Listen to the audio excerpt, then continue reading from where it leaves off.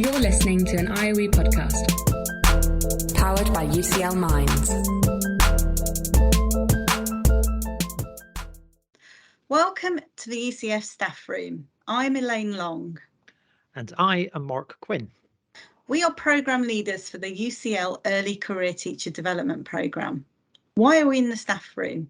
We are here because this is where the best professional learning conversations always take place. This is where problems can be aired bluntly and where solutions can be explored. Over the course of this series, we will hear the voices of different colleagues as they come into the ECF staff room. We will hear from early career teachers themselves and from the mentors and induction tutors who support them. We will talk about all things ECF, the challenges and the joys. So why don't you enjoy a coffee with us, perhaps even grab a biscuit and sit down to half an hour of ECF staff room chat.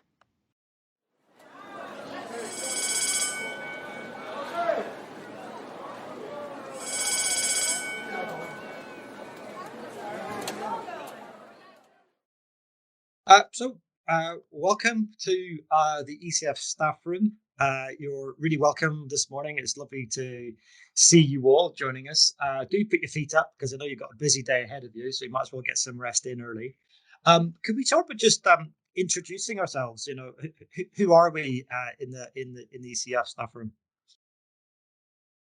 Hi, I'm Liv, and I am in my second year of ECT. Hi, I'm Celeste. I'm also in my second year of ECT. I'm Tayaba. I'm also in my second year of ECT. Yeah, and we're also joined by a very important person. Hi, I'm Erin, and I am a mentor and also induction tutor. Excellent. Oh, well, you're very welcome. We've got a busy staff room this morning, and I know you've got lessons you've got to run off to immediately after this. But you can't do that without having a coffee or a hot drink. So, what would you like me to serve you this morning, Liv? How do you take your coffee or your tea? Milky 2 sugars, please. Oh, I'm not too sure we can stretch to 2 sugars. We'll see if we can find some in the back of the cupboard. How about you, Celeste? I have a really, really big scoop of coffee, and depending on how tired I am, 2, 1 or 0 sugars. I think today 2 sugars, please. Oh, okay. We're gonna certainly expend our entire sugar budget, I think. How about you, Tayaba? I'm quite different actually. I have this Asian tea in the morning, Desi tea, and that gets me going. But yeah, I'm certain we can cater for that. I'm certain we can manage that one. Erin, do you have a posh coffee in the morning? No, I'm just a bog standard cup of tea. Brilliant. Milky, that's it. I meant to ask you as you all sat down, what have you been up to already today? How's your day been so far? Manic as always. Yeah, lots of emails. The same actually. Nothing different. Same old every Wednesday morning. Yeah. Well, I've not been on Wednesday, so I enjoy that.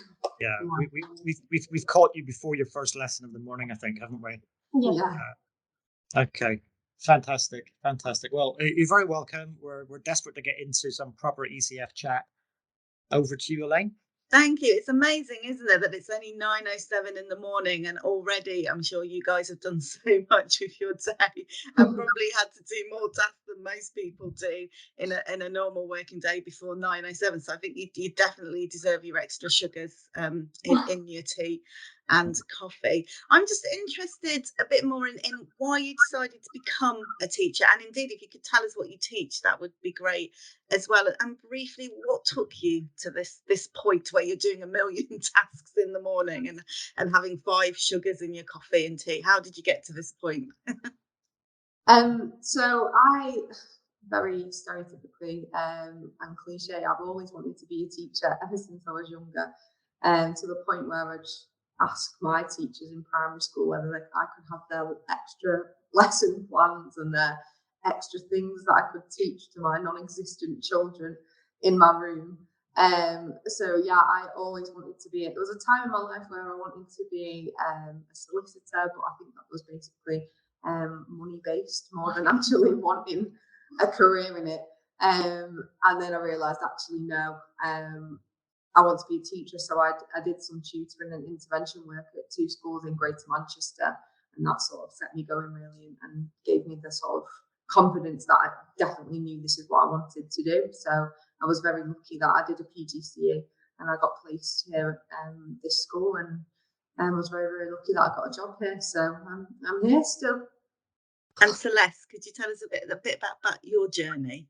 Yeah, okay. So I actually wanted to be a journalist, and I was doing English language at university and realised that I wasn't really enjoying it and I wasn't sure what I wanted to do.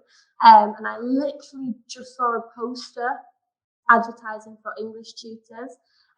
When I went to the interview, it was someone who had gone to my high school and now started his own business for tutoring students who maybe couldn't afford really expensive tuition. And I just realised I enjoyed that a lot more. So I'm really, really thankful that I saw that poster that day, because otherwise I wouldn't be here now. I didn't really know what else I wanted to do. I just knew I didn't want to do journalism. And like Liv, I also trained here, and I'm still here now. So here we are. I used to tutor at a tuition centre when I was 16, and I really enjoyed it. But there was one particular time where this one student came to tuition that day, and she was saying how her teacher was so proud of her making an improvement, and she thanked me for it. And that feeling was like, amazing that I was behind like something that she had achieved. And it's rewarding. It's something you enjoy, even if it's behavior management and there's a lot to it, but you do enjoy interacting with the kids and like getting to know them, and that's why I kind of went into this field. And I also did my training here, and then got a job here as a RS and a local teacher. So teach two subjects. Yeah, I teach English, drama, and religious studies. Yeah, so do I. English, drama, and religious studies. Oh, it's great that we've got so many English teachers in the room. So I'm an English teacher as well. It's lovely to hear about your roots into teaching and your stories. And Liv, also, I share your story about wanting to be a teacher from an early age and lining my cuddly toys up and taking the register. I don't know what that says about me. Yeah, but you're not the only one. And also the way you both described that lovely feeling of being able to have an impact on someone else's life, and how that makes the job really, really worthwhile. So I'm going to pass over to Mark now, who's going to dig a bit deeper and talk to you about your practitioner inquiries. Yeah, so obviously you're in the second year of the ECF programme with us, so you're in a really privileged position toward the very end of that second year, of course, as we are now, to be able to look back and to think about how you did those inquiries. So I'm really, really interested in what your inquiries were, what sort of questions did you ask, what did you discover, all that kind of stuff. So Liv, maybe you could go first. Yeah, I first started off looking at oracy and sort of how teachers use standard English in an English lesson, and whether that has an influence on the way that students speak in class. Because I was quite aware that a lot of I looked at year 7s at first, used quite a lot of slang, and then I thought to myself, well, obviously they've got it from their friends and whatever, but maybe I'm having an influence upon whether they are speaking in a formal sort of standard way. So I started looking at that, and then I sort of changed direction completely, really, because I think I had such a big class in year 7, it was quite hard to keep track of. So myself and Erin had a conversation, and we decided that I would look at plenaries and the effectiveness of plenaries in one of my smaller classes, which was my year 9 class that I had, which was really interesting. And I thought at first there'd be not much on it, and I thought, oh, this might be a little bit, tedious. But actually, it was really, really interesting to see that the research behind plenaries already, and also whether they do actually have an effect effect upon the students. So I looked at different plenaries and the strategies that we can use to implement them, and sort of did different experiments really to see whether it worked with the different particular students I was focusing on. So yeah, it was really good, and I really liked it, and it sort of left me with this thought in my mind, thinking, oh, now I am teaching, I think to myself, is this lesson worth having a plenary, or is it not? Which I definitely didn't think of when I first started this year. Just before we move on to Celeste on that, can I ask one quick extra question of that, Liv? Because that's really interesting that you picked up actually something. There's a debate around plenaries, which you're clearly aware of. Just how did you collect data on that? So I did some research at first. I mean, it started really from PGCE as well. You know, we're taught that sort of three basic structure of a lesson. You know, you start, you main, you plenary. And then I did some research, and I've dabbled in doing plenaries, you know, and sort of trying to do them as much as possible. But sometimes, you know, realistically, you just don't have the time at the end of a lesson. So I thought, right now, I'm going to allocate some time to do it. So I looked at what I thought would be the most beneficial for my class. And this was an English class. So I did a vocab filler, which was based on a lot of vocab that we'd looked at throughout the lesson. And Erin was actually in that lesson particularly, and it went horribly wrong. And all of the vocab that I thought they understood, they in fact didn't. So that was interesting for me to reflect on and think, actually, why did they not understand it, or why did they think that they couldn't access what I wanted them to do? And then I also did exit cards, which were a nice little quick way of me knowing that they understood the learning. But again, I reflected and I thought, I don't have the time then to chase up that particular student if they've got something wrong, or if they're not 100% sure.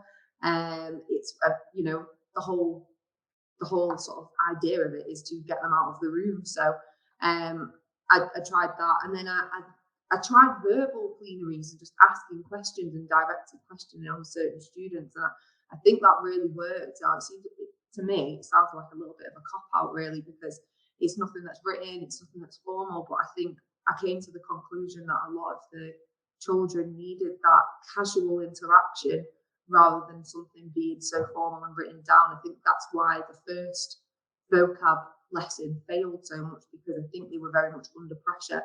And those kids in particular, it's, you know, important to note that a lot of them have confidence issues. So I think me pinpointing them was too much pressure for them. So a casual conversation, it's really helped, and I've seen a lot of benefits from particular students with that. So yeah.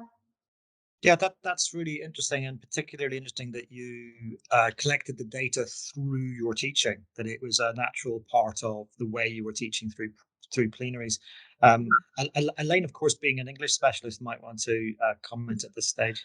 Well, DC Mark's saying I'm dying to dive in here because I've had similar experiences in my class. But I was just going to say, there's so many interesting things about what you said there, Liv. The first was that, you know, you were prepared to experiment and you had something go horribly wrong, and you could talk to Erin about it, and I'm sure you had a good laugh about it, and she gave you some help. And it was from reflecting on that you got to something practical. And it's really interesting you said that you tried exit cards, and I've tried those sorts of things as well, and I've done that, and then I just don't manage to keep it up because it's too hard. And it's really interesting what you said. The solution that you came up at the end was actually something really simple and really practical.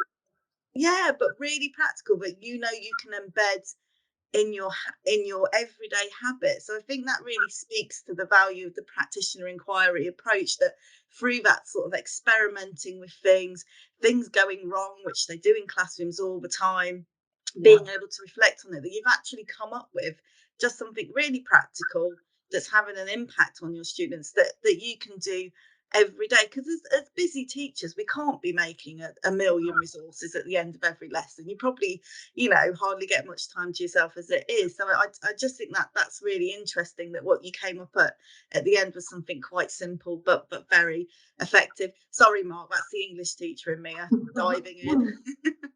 Quite understandable. I'm just wondering how Celeste is going to follow that. Did you find similarly when you did your inquiry, Celeste? So with my inquiry question, I was focusing on a mixed ability class where the sort of range was quite massive, to be honest. I had students who said they really hated reading and they really hated English, and I had students who absolutely loved it and obviously spent lots and lots of time reading at home. So my first inquiry question, I was considering how I could raise the self-esteem of the lower ability students, because I quickly realised they didn't hate English, they just felt like they couldn't access it, and then that turned into saying they couldn't be bothered to do it. So the first inquiry question was all about self-esteem, focusing on skill-based activities that everybody could do to sort of make them feel a little bit more confident. The second inquiry question was looking at how I could stop teacher talk so much, because I found that with a mixed ability class, I was wasting a lot of time by over-explaining activities rather than having really, really differentiated activities. So my second inquiry question was all about how could I refrain from teacher talk too much, give them their independence back, and just make sure that everybody in the classroom felt like they were constantly on task. Because what was happening was I was explaining too much, and then the higher ability students were sort of drifting off, maybe taking a minute to think about something else, and that's obviously not something you want as a teacher. So yeah, mixed ability classes and differentiation was really what I was focusing on. And it is interesting because obviously some English departments operate through mixed prior attainment, some through a more streamlined or setting approach. So often you're working in a school which does group students by mixed prior attainment, and so it's interesting you picked questions which will help you as a teacher reach those pupils who have different starting points. Just did you find anything particularly from those two inquiries that you mentioned that worked really well for you? What I found worked really well was the skill-based activities with the first question. That really did help. So students who felt like they didn't have as much prior knowledge, if we started off with everybody doing who can find the words the quickest task, something that everybody could access, they really were more keen and more enthusiastic at the start of the lessons. In terms of less teacher talk, I found that with that particular class, I think maybe because their egos are all quite big, having peer-on-peer teaching didn't work. Whereas the research said that was great if you get them to teach each other, it helps with conflict resolution and they'll all be best friends at the end. Whereas I found if you get them to work in smaller groups together instead rather than teaching each other, that worked a lot better. So yeah, something good and bad that I found. Tayaba, I can't remember what you told us you taught, but did you have a quite a different type of question when you went through your inquiries? Yeah, so I'm teach Urdu and RS, but my inquiry question was more towards my Urdu subject. So it was, to what extent does the prior knowledge of Urdu have an impact on engagement? So I was looking at a lot of what's it called again? Because my majority of my students were from a Pakistani background, so they had prior knowledge of the Urdu language. They knew the alphabets because they read the Quran, so the similar alphabets to Arabic. But what I found was that some of the engagement in the students that have no background knowledge of the Urdu language were somewhat disengaged. And at first I thought maybe subconsciously I was, in my mind, I had that, oh, everyone here knows the language because majority of them were from that background. And so once I realized that maybe I was making the mistake of, just having it in my head that, yeah, they all know it, I realized that I should maybe look towards that. So me and my mentor decided to look at this one specific class where there is quite a big gap in between a student that knows how to read, write, speak, and understand it all. And then in the same class, I have a student who completely new to alphabet, doesn't know the sounds, and so sometimes preparing the work or the resources can be difficult. So what I decided to do was when asking questions, I would give them a waiting period of time, specifically those individuals, those 5 students that have no prior knowledge of the Urdu language. And I targeted those individuals with set questions, and I would wait.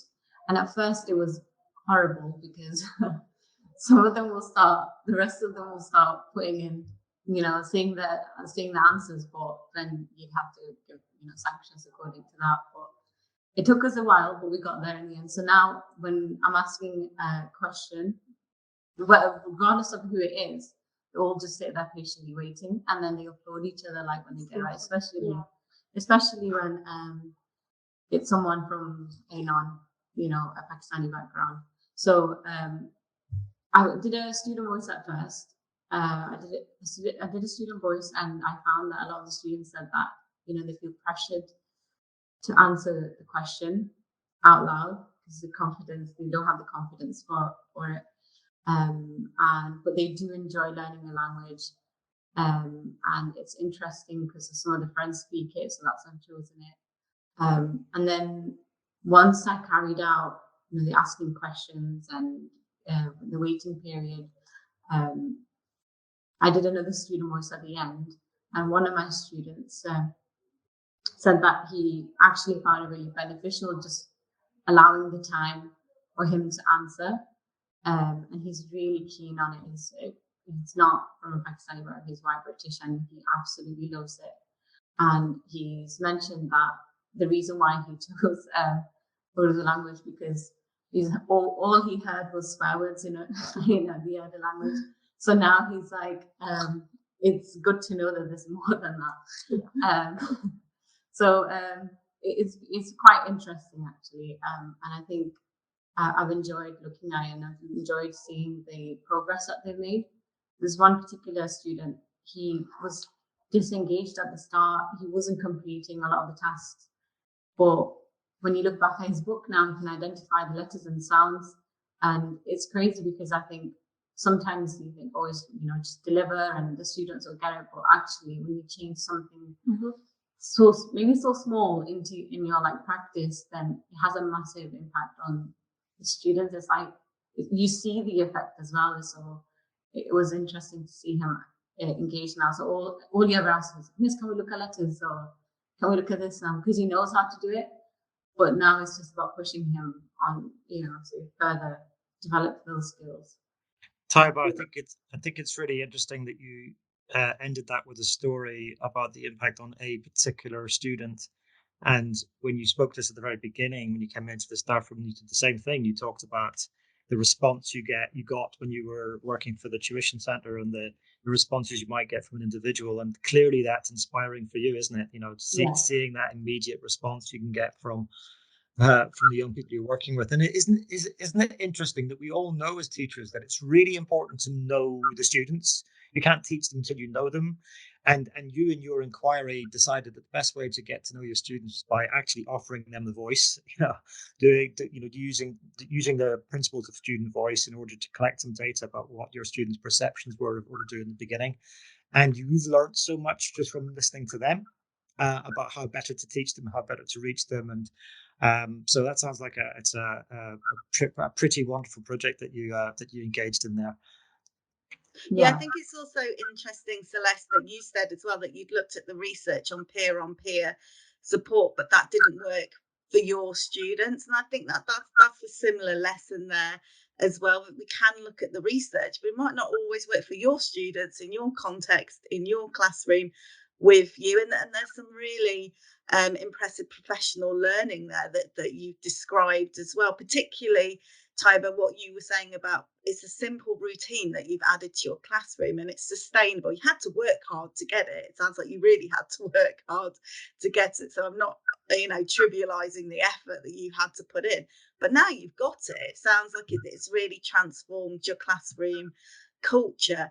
I was just going to follow up and ask: is there anything else you've learned professionally about your inquiries? I know you've learned a lot about the students you teach and the impact it's had on them, but is there anything else you'd like to add about what you've learned as a professional?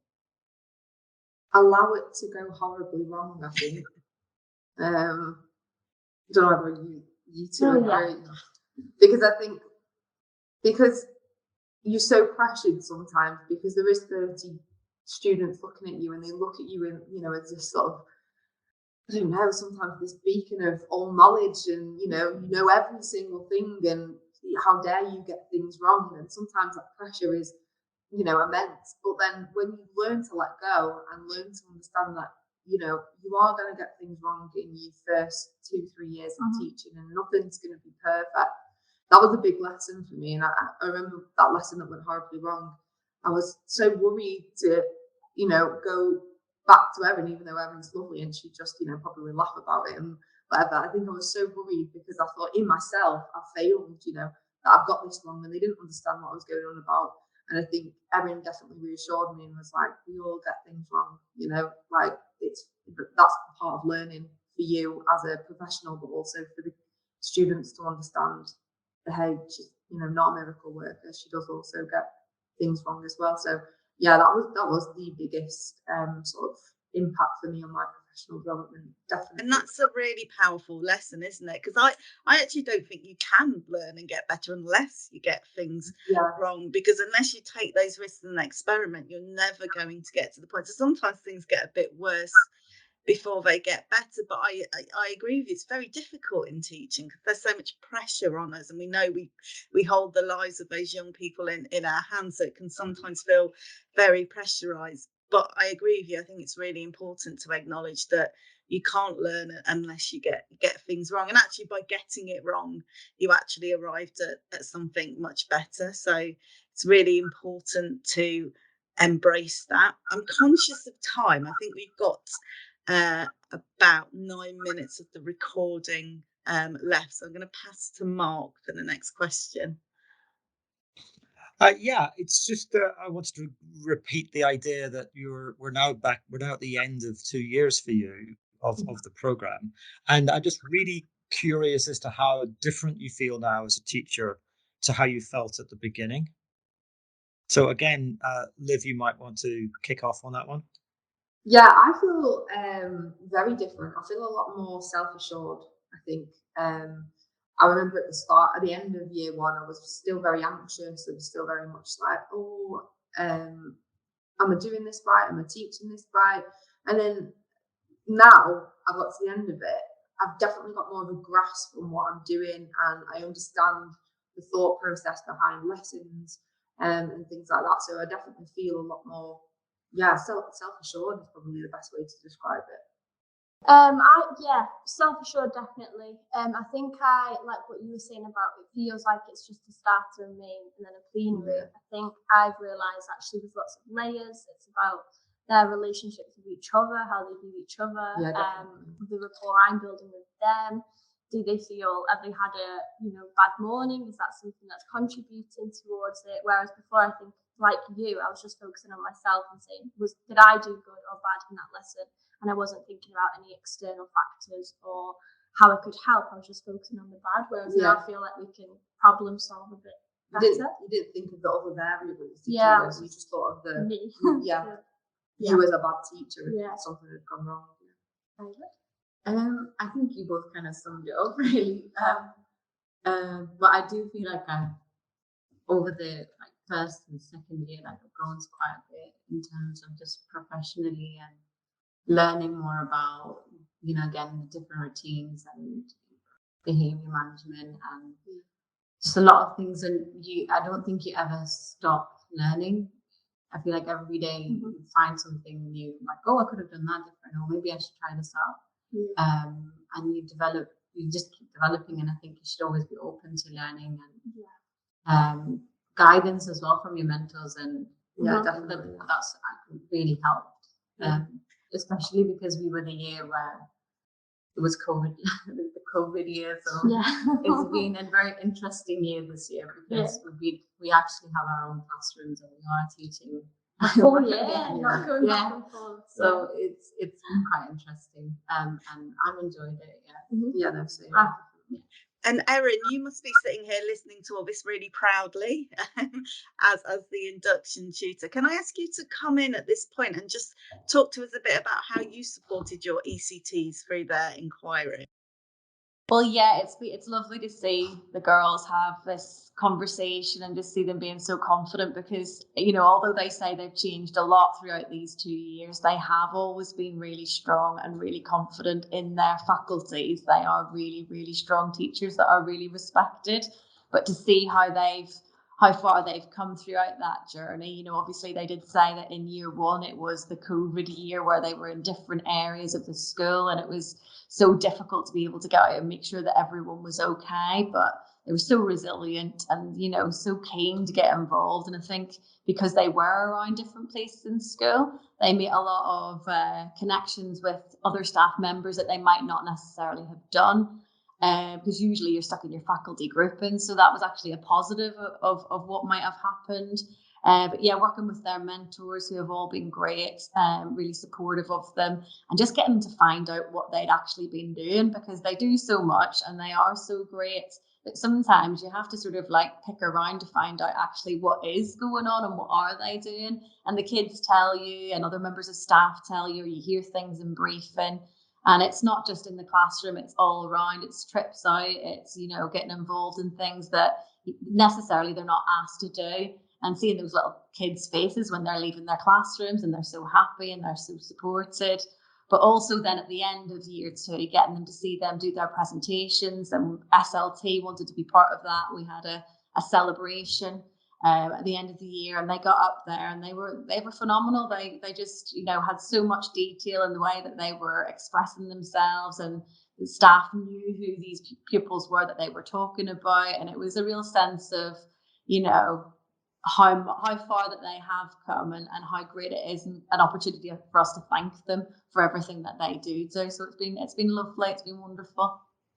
Oh, and yeah, no, it sounds like you definitely are really proud of them, and it's lovely to hear how their learning has influenced, in fact, your whole school culture. And also what I'm hearing is that the sense of agency and the positive attitude that the girls had towards their professional learning as well.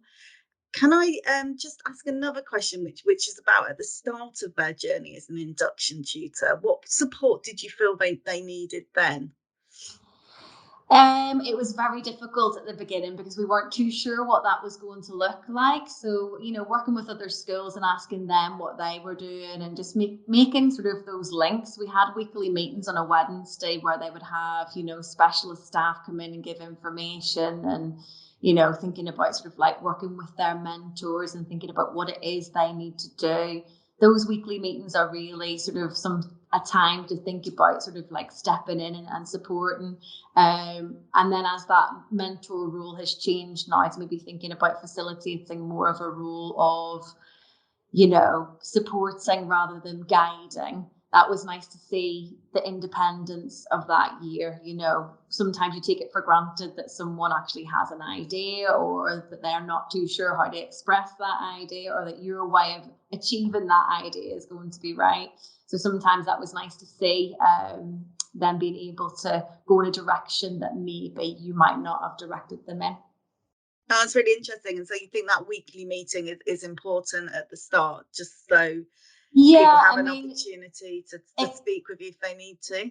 Yeah, it can be hard to fit in everything, can't it? Because there's a school is a day, you know, a week, a lot happens in that week. So, you know, sort of like having someone that's more of a buddy, and then that mentor role has helped facilitate that. We weren't too sure of that at the beginning. So we were trying to do, I think, a lot of stuff at the very beginning. We were trying to cram a lot in. But as time's gone on, we've realised what works for our school, and it's obviously worked for the ladies and Haroon, who's also been an ECT with this. And yeah, they've just been brilliant. That's great. Well, Speaking of doing a week in a day, very sadly, I think we have 2 minutes left, and I'm conscious that you have to go and teach. So kind of before you go, we're going to give you a Post-it note, and you can write whatever you want on your Post-it note, and you can stick your Post-it note anywhere for people to see. So can I just ask you, as you're about to leave the staff room and the bell's going to go, what would you put on your Post-it note, and where would you stick it, and who would you give it to? Can I ask you to start, Liv? Oh, that's a tricky one. I think that on my Post-it note, I would probably have be positive, I think, and know that there is an end goal. And even when you've had that awful day, or that awful lesson when you think that nothing will ever, go well again, that you just have that sort of reassurance that, and go to people as well. No one's going to judge you if you go and say, that was the worst lesson ever, or, this was the best thing that happened. We're all there in this school particularly, I think everyone's there to support one another. So yeah, definitely that, be positive and know there's people around you that want to help you. Thank you, Liv. Celeste? The best thing, in terms of advice, like what Liv said, the best thing I've ever read, and I can't remember who wrote it when I was doing my NQT, was to treat the students as if they are banks, and you can keep putting money in by asking them how their day is, how they are, and then the more money that's in the bank, eventually when you have to reprimand them, you can take it out and there should still be money in there. So yeah, treat children like banks. It sounds silly, but it works. I think it's a really good metaphor that speaks to emotional currency, which is important. Definitely, it's a great piece of advice. And Tayaba? The only thing that's coming up in my head is it's all worth it. So just keep going, and you'll enjoy it.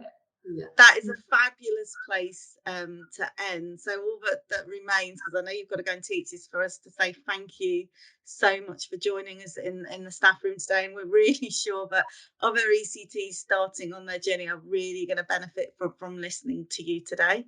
And that we can't keep you any longer, because that bell is now ringing. And all of those keen boys are out there waiting for you to teach them the English or the RE or the drama or the Urdu or whatever else you've got coming up in your first lesson this morning. But thank you. Please leave your mugs in the sink on the way out. We'll tidy up. Don't worry about that. And if you can nab a biscuit, that's fine as well. You can take that with you. But anyway, thanks for joining us this morning. Our thanks go to our colleagues for sharing coffee with us this week in the ECF staff room. They were Tayaba Chaudhry, Celeste, Leonard, Liv, Moran and Erin Brown from Burnage Academy in Manchester. Please do get in touch with us if you'd like to chat more about your ECF experience. We especially want to hear from a range of different voices. In the meantime, do join us for a biscuit and a chat with another colleague in the ECF staff room. Thanks so much for downloading and listening to this IOE podcast.